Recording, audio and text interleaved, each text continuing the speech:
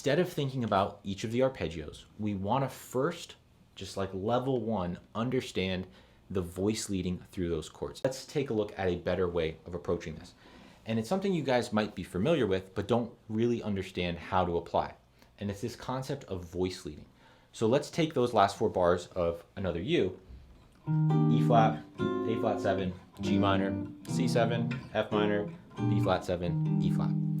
Instead of thinking about each of the arpeggios, we want to first, just like level one, understand the voice leading through those chords. And what I mean by that is we take one note that fits in one of these chords and we see how does that note lead to the next, how does that voice lead to the next appropriate note within the next chord change. So I'll show you.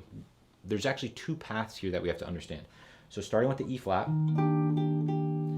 let's start with the third of E flat. So you might know that the third of each chord is very important. So the G, that G, when the chord switches to A flat 7, will go to G flat because that's the next closest note in A flat 7 for the G to go to.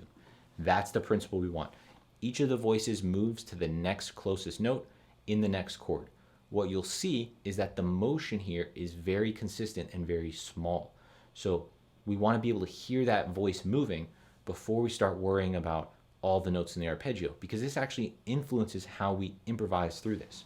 So G for E flat goes down to G flat 7. It goes to G minor. G flat goes to F. Goes to E for C7. Goes to E flat for F minor.